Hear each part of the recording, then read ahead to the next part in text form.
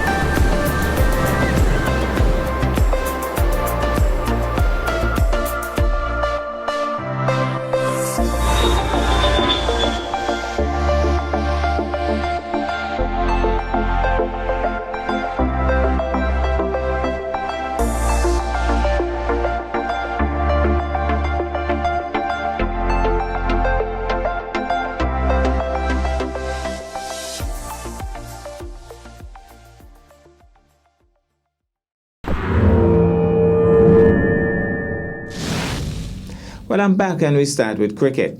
It may be described as a case of from hero to zero, as Fabian Allen failed to repeat his six-hitting heroics of 2 days earlier, as West Indies and South Africa closed out in another dead heat in the third T20 of the five-match series on Tuesday.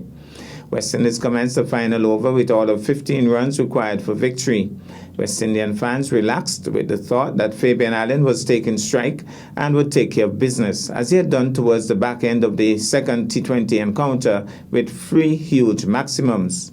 This time around, though, he had the more experienced Rabada to deal with, and the fans awaited a keen contest.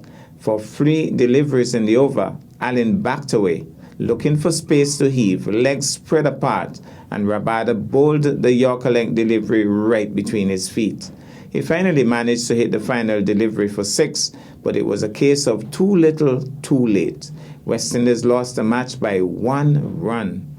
Earlier, South Africa batting first mounted a challenging enough total of 167 on the back of yet another outstanding knock by Quinton de Kock.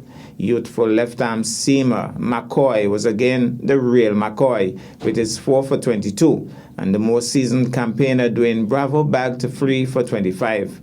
The West Indies top order flattered to deceive, with most of the batsmen getting impressive starts with big shots and then perishing. Shamsi, the number 1 T20 bowler in the world, was again the main tormentor with an immaculate spell of 2 for 13 from his 4 overs. Summary scores: South Africa 167 for 8, de Kock 72, McCoy 4 for 22, Bravo 3 for 25, beat West Indies 166 for 7, Pooran 27, Lewis 27, Shamsi 2 for 13, Norje 2 for 29. South Africa won by 1 run. Meanwhile, further afield, it is not as if this profoundly depleted Sri Lanka side did not have their moments. During the 99-run fourth-wicket stand between Pereira and Hazaranga, a creditable total seemed possible. When the Seamers, led by Shamira, claimed 4 England wickets for 26 runs, leaving the opposition 80 for 4, and it could have been 80 for 5 if Pereira had held on to dismiss Moeen Ali first ball off Shamira, there was the slim possibility of making the run chase difficult for England.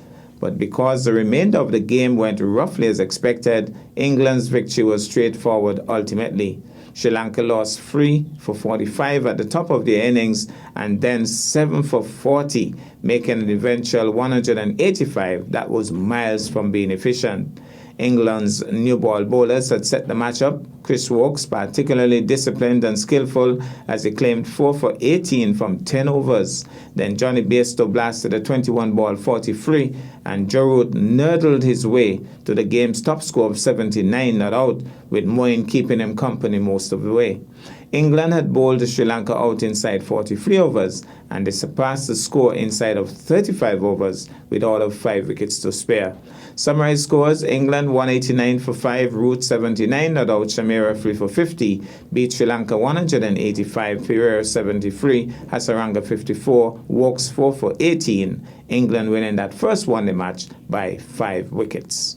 We'll take this break and I'll be back with our feature for this evening.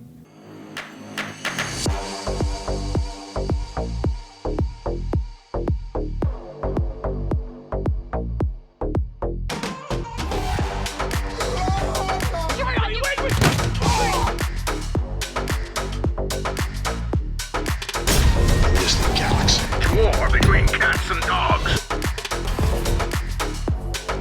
What is this place?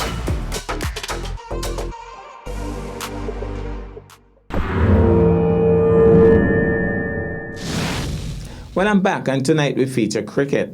The year is 2016. Nevis is taking on St. Croix in the Leeward Islands Masters Finals. Nevis seems to have the game all wrapped up. But wait. Let's take in this.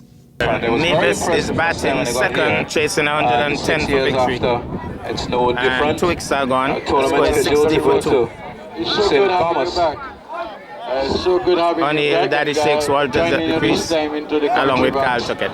And being entertained, and everybody has been speaking about how they have been well entertained by your commentary here at Shangball Park. Oh, thank you to those who have echoed that sentiment. I've Nice always crowd try here. my best to be as professional as I can, and will remain positive as long as I am alive. I will never give up. Nobody knows what's beyond, around the corner. I'll continue to give my services to cricket, be it as a fielder or player, or any other way I can contribute to this game that I don't think no one loves it any more than I do. Probably as much as I do, but certainly not more. And it's always nice to be a part of the production. Ball, let me just tell you a little of myself. I've loved that cricket game ever since I've known myself, but I moved from cricket to pool, and pool has been the greatest lover. I've played pool for years and years, and I was looking to challenge somebody from Nevis. Whenever I go to Nevis or St. Martin, first thing I look for is a pool table, and get entertained there. Libert to Walters. Walters walks it out towards backward square, gets himself another single, which takes him to 5, and the score now to 62 for loss of 2 in over number 13. And so far, Libert has bowled very well because they have a very small total to defend, and he hasn't been afraid to flank the ball, and as a result he's gotten the wicket of Morton, whom he drew down the trap, and Morton is one who really backs down from very little and pick up the challenge, and in the end losing his wicket. There's a chance, appeal for a catch at the wicket, and the Paul Tuckett sweeping, and the Wallace is pretty sure that the ball came off the batsman's glove. Tuckett is holding his ground and doesn't really get into too much verbal altercations with anyone. A very cool charactered person is Carly Tuckett, and has always been, and lives a life like a gentleman. Here is Libert short on the way to bowl to Tuckett, who's pushing out towards long on. Will get an easy single. He's gone now to 3, and with that the total has gone to 13, and over number has gone to 63, and over number 13. And what will Walters' approach be to this delivery? But there's a wide long on, there's a wide mid-wicket, long on, and a mid-wicket all the way back on the fence. Here is Walters hitting the ball out through extra cover. Will it split the gap between long off and cover? The two fielders are converging, and in the end the man from the cover gets there first, and the batsman has settled for 2 runs. Good looking shot by Walters. There's exactly where he wants them to be. He'll have to pick up a wicket here, because if he doesn't, if Nevis bats out the 20 overs, it's most natural he will win this match. So he will need to pick up another wicket here and bring some pressure to bear. Here is he now to bowl to Tuckett. Tuckett is sweeping, closing the face on the bat nicely, making sure that it goes down into the ground. There's Elliott lurking in that short back of square position. But Leiber has bowled well. So far I'm very impressed. A very short man. Turns to the top of his mark just about now. Very business-like approach as he goes past umpire Charles now to bowl to Tuckett. Faster delivery that kept low, and Tuckett is driving. The bowler feeling well to his own bowling. Could have easily saved 4 there, because long on, in fact there is a long on. It was somewhat on-sighted. And here is he now to bowl to Tuckett, who has 8. And Tuckett gets a short delivery and pulling it down into the ground out towards the mid-wicket region. We'll be looking for a second. In fact, they've changed their minds on that. He has 1 more Tuckett, which takes him to 9, and the score now to 75 for the loss of 2. Over number, I would dare say, 13. And after this, you'll have another 7 overs remaining. So the writing, in my view, is virtually on the wall. And again, it says that Nevis will be singing that famous song that was published lately by the West Indian all-rounder Dwayne Bravo. And you know what those words are: champion, champion. There's a ball driven up in the air, down to the boundary, and Bissett comes in, could not get it to make a catch of it, but 1 more run to Walters, which takes his personal score to 11. The overall score now to 76 for the loss of 2. Prescott, have you ever tried to do the champion dance? No, really.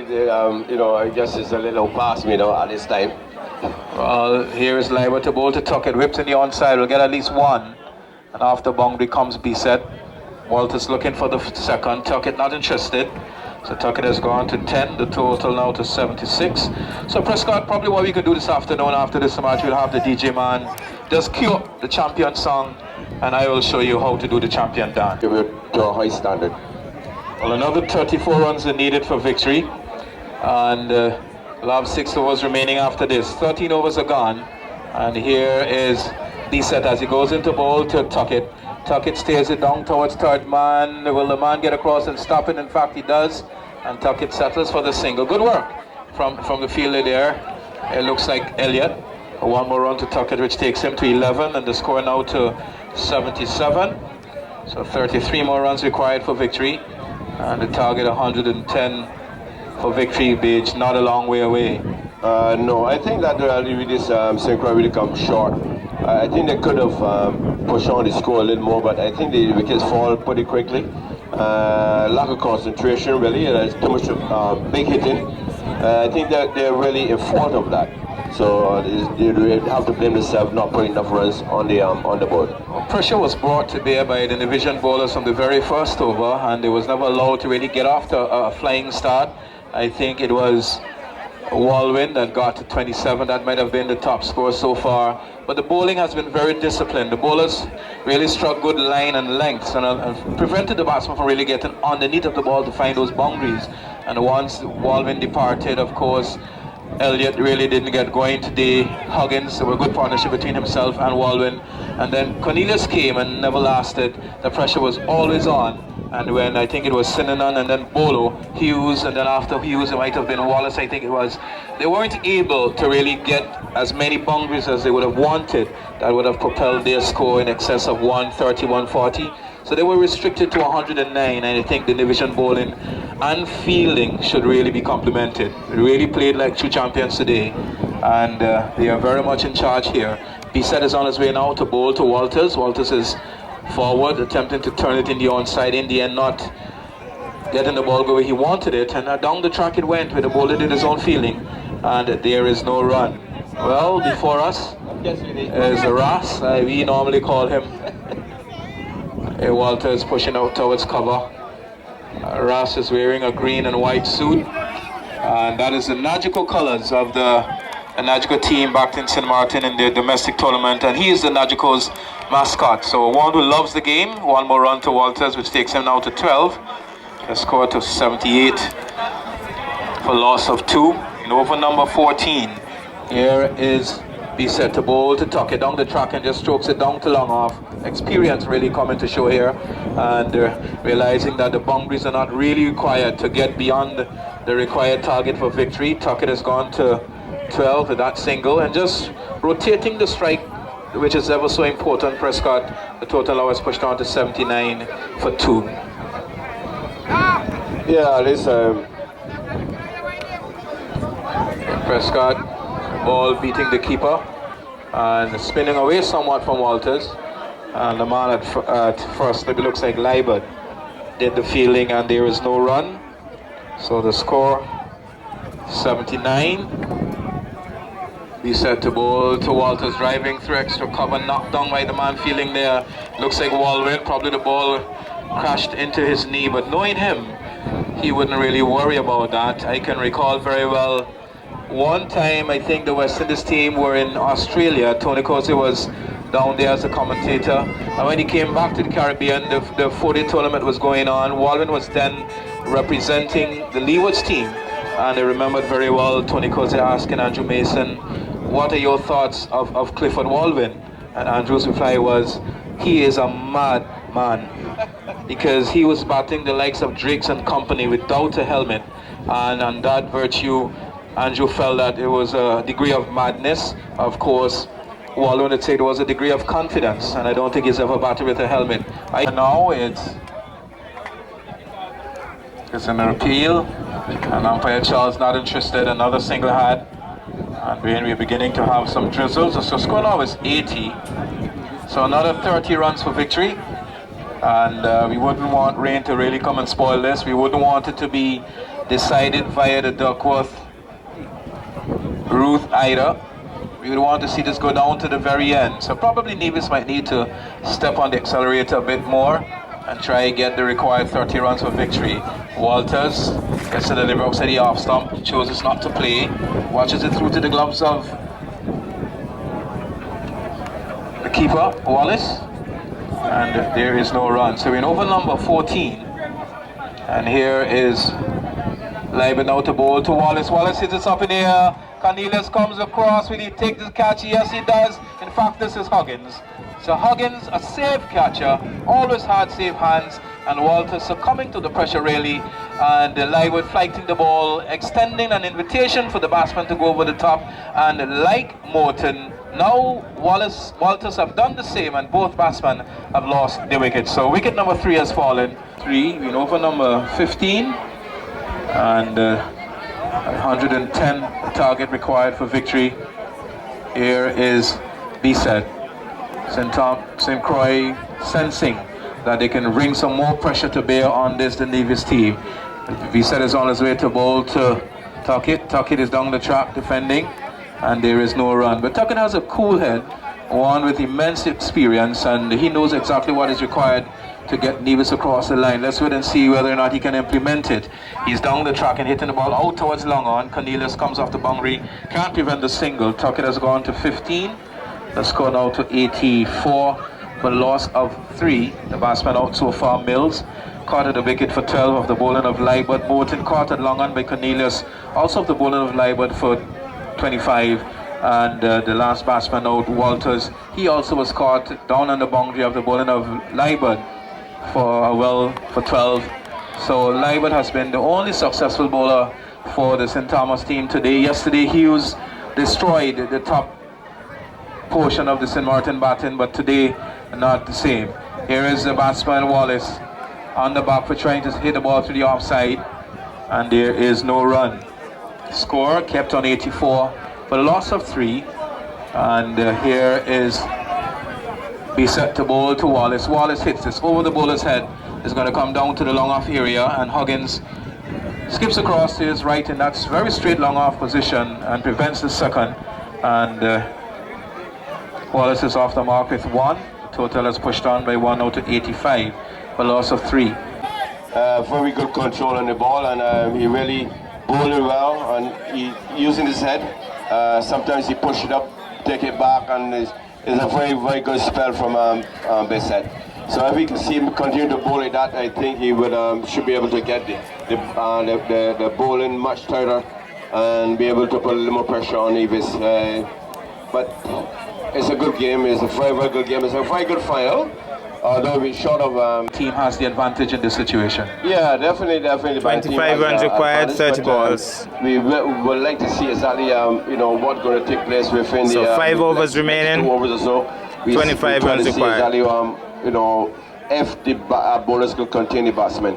That is very, very, very important for the, as far as the St. Croix team is concerned. And Nevis team, they will try to push it on, but we will really see exactly what's going to take place in this next couple of overs. Well, ladies and gentlemen, don't forget that the raffle is on, the 50-50 raffle. Of course, this is a fundraising process for the Veterans Club. And yesterday, the winner went away with $350. Now, you can do that by purchasing 1 ticket for $2 or 3 tickets for $5. If you want to buy 10 tickets, your chances are even bigger of winning this afternoon. So I don't know how much money is in the box at the moment, but there's a boxman moving around and asking you to please, support. And at the end of the day, cricket will be the ultimate winner. If you lose this, then cricket will be the winner. But let's wait and see what is going to happen. As bowler is going to come between the umpire and the stumps around the wicket, left arm around the wicket to bowl to Wallace, who surveys the field, and the score 85. Wallace is on his way now bowler to bowl to Wallace, who turns it in the onside, and there is 1 run. The total goes on by 1 now to 86, so another 24 runs required for Victory Prescott. 7 wickets required by St. Croix, and Tuckett is unbeaten on 15. With him, Wallace has 1, and in comes bowler now to bowl to Tuckett. Tuckett is down the track and pushes it out towards long on. Will they be looking for a second? Should run the first one hard, and then off the boundary comes, is it Bissett? And prevented the single. Tuckett has gone to 16, and the score has progressed now to 87 for the loss of 3. The batsmen out, Mills, Moulton, and Walters. Here is Wallace. He has 1. Bowler will be looking for wicket number 4 as he bowls to Wallace. Off the back foot he goes and hits it out towards cover. Can't beat Walwyn in the way, and another dot has gone in the scorer's book. So all who have contributed towards the success of this tournament here in St. Croix, I'd like to say thank you on behalf of the Veterans Club. I want you to continue to do so. Here is another ball being struck down to long on by Wallace, and he has picked up his 2nd run. The total has pushed on to 88, 88 for the loss of 3 in over number 16. After this, 4 overs remaining. The target in pursuit for victory, 110. Will the division captain be there at the very end? We'll have to wait and see. Bowler, as he comes in now to bowl to Tuckett, who's down the track and driving out towards long on. Off the boundary comes Bissett, can't prevent the single. Tuckett gets his 17th run. The score has gone now to 89 for the loss of 3. And Prescott, I think Tuckett is doing exactly what is required. Just ticking it over here and there. And there's no need to panic. They're very much in control. Bowler to bowl to Wallace, who is driving, not making contact, and the Wallace one behind the stumps attempting to run him out, but in the end, no damage done. So over number 16, quiet from 12 balls. 19 runs required from 12 balls. St. Croix win the 2016 championship.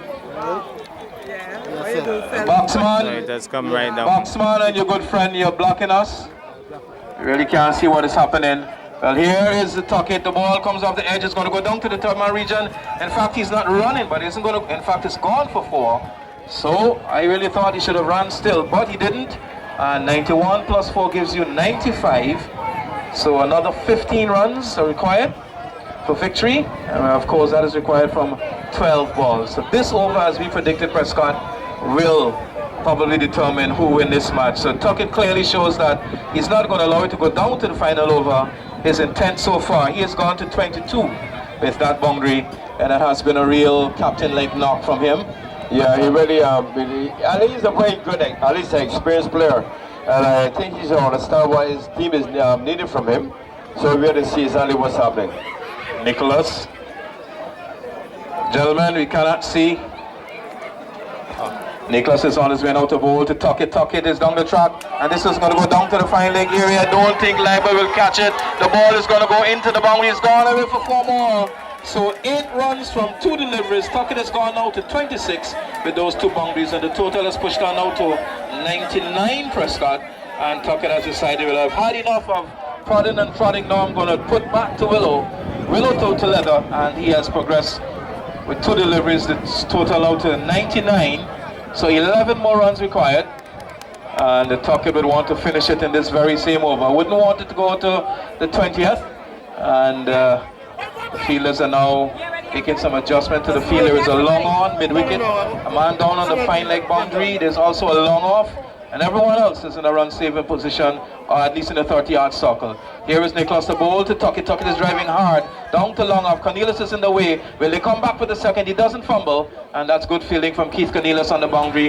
One more to Tuckett, which takes him now to 27, and 100 is up for the Nevis team. 100 for the loss of 3, and they've done so in over number 19, and they need a mere 10 more runs for victory. But Prescott, irrespective of who wins this match, I think the supporters has had a good game so far. He's giving it LBW. Wallace trying to prevent the ball from going on to the stumps, and in the end they had turned around and see the finger that batsmen don't like to see, pointing towards the finger, and Wallace makes that long, lonely journey back to the players' pavilion. Prescott, that's a crucial wicket to lose at this stage. He struggled for the 4 runs that he had, but Tuckett is still there. He has 27, and the new batsman is Derek Parry, and the score 100, so 10 more runs required for victory. After this we have 1 over remaining. I think you might have had three balls probably gone, so 9 balls I would say to get another 10 runs, and with the mood that Tuckett is in now, I don't think that should be difficult unless it loses another wicket. Here is the bowler from around the wicket to bowl to Parry, and Parry attempted to seep the ball long towards backward square. The ball came off the batsman's pad, and there's 1 more run via the leg by Root, which takes a total out to 101. I've lost the bowler's name. What the bowler name is? Nicholas. And he has bowled very well so far, but he would need to pick up a wicket here, in particular that of Carly Tuckett. So 101, 9 runs for victory, and here is Nicholas the ball to Tuckett. Tuckett is ball! Tuckett is ball! Stop! Ball pushes being brought to bear here. Will this be the wicket that in the game that changes the pendulum? We'll have to wait and see, but Tuckett looking to go over the top, only to lose his Afton Prescott. That's a crucial wicket. Yeah, definitely. So everything is on the line here. 9 runs required from 6 balls. 9 runs required from 6 balls. But it also comes down to the... To get some oxygen to put on KG Brown, and he's a die-hard Division supporter. And the supporters standing before us, we cannot see the play. You're kindly asked to allow us to see what is happening. Yo, dear man. Yeah, the one over there. They want to finish. We're looking for the raffle box. There he is on the edge of the boundary with the raffle box. And Tanti Mall, as I said, wearing a yellow top and a red bottom, Prescott. I don't know if you can see her, but my glasses are probably better than yours. If you don't see her, KG, she's invisible, but I am seeing her. Let's wait and see which side of the line will Tanti Mall be on this afternoon. She's from Christiansted, St. Croix. Let's wait and see whether she'll be victorious or not. But it will be Huggins. Elliot, this is where you're left for me, please. I can't see the batsman. So KG Brown cannot sit. Just came from the toilet 5 times in the last 10 minutes. The pressure is definitely on. Here is Huggins from the commentary box and to bowl to Derek Parry of West Indies and Nevis fame. Over the wicket was Huggins to bowl to Parry. Parry's hitting the ball up in the air. Will the catch be taken? In fact, it doesn't. But the single has been allowed. Good feeling there from Hughes. I think it is. Parry has 1. And the total out to 102. 8 runs required from 5 balls. Can the short man from Charlestown Nevis, a Black Village Nevis I think, get the runs? We'll have to wait and see. 8 runs from 5 balls. Can Huggins restrict Parry, Newton and Nevis from yet another championship? You can see the supporters of the St. Thomas team there can't sit anymore. Tanti Mall is jumping. She only needs another 8 runs. Sorry, St. Croix. She only needs another 8 runs to restrict Nevis to another 8 months, and she will be a part of the champion team. Let's wait and see who is it going to be. Newton surveys the field, sees that there is a mid-wicket, a long on, a short mid-wicket, a short backward square, fine leg on the boundary, backward point, down to the third man region. Here is Huggins has into ball to Newton. Newton taken on the pad, they're looking for a single, isn't going to happen. So, another ball has gone, that's 2 balls gone from the 6, so the total is 102. 8 more runs required from 4 balls. A 20-ball situation. Elliot, could you please go to your left? I cannot see the play. Thank you. Tantimo is jumping. She has now put on a black hat. So yellow top, red bottom, black hat. Tantimo jumping as far as her team is concerned. Here's Newton, put it to the outside, will he get 4? He set dives and keeps it down to a single and lobs the ball into the keeper. In the end, 1 more run scored. The total 103, and the St. Croix spectators are becoming very vocal. But stop. I know you can't get a chance to say anything, but they score another 7 runs required from 3 balls. I think a boundary must be struck. Can Parry do it, Prescott? Your guess is as good as mine. But he looks up and sees that Huggins is on his way, and Huggins will have to get a tight delivery here. Parry gets a short delivery, pulling it in there. He won't get the boundary. He was comes across, the ball has gone down too long. They're going to come back for the second. Will there be a chance of a run out? Yes, they did their process now. So it's not out. So 1 more run scored. The total has gone up to 104. 6 more runs required. And the St. Croix supporters, they are jubilant. Tantimo, she's dancing, she's beginning to do the champion dance. Will she be the eventual winner? We'll have to wait and see. But 104, 6 runs are required from, I think, 2 deliveries. 6 runs from 2 deliveries. So you'll definitely need either a 4 here, or the bowler will have to bowl a no ball or a right. And Huggins will have to keep his foot behind of that line. Newton, the short man with the responsibility of getting Nevis across the line, looks up and sees that Huggins is on his way. He's been outside the off stop, another dot delivery is gone. And now the fielding team are beginning to do the champion dance. Tantimo is running from left to right, up and down the place. I think 1 ball to go, or 2 balls to most. Another 4 runs, another 6 runs required for victory. This has been an excellent performance today from St. Croix, and well, can Newton hit this last ball over the top for 6, and we can have us, well, in that stage, well, Nevis would have won the match. Here is Huggins from the commentary box, and with all the St. Croix supporters standing on the boundary. It's a ball to Newton. Newton hits it down to long, and he won't get the boundary. There just might be 1 run scored, and the field has been stormed by the supporters from St. Croix. Victory to St. Croix. Nevis will be very disappointed not to have won this. And as the divisions have, as the Crucians have found 6 years ago that they will win this championship, they have done so for the very first time in the history of the Leeward Islands Masters Tournament. Prescott, congratulations to them for a job. Congratulations to them. What a game. This game. Life is so good to play. Whoa, yeah. From your wake up this morning, you know it. Yeah. From your wake up this morning, you know it. Yeah. Watch out, Jaja.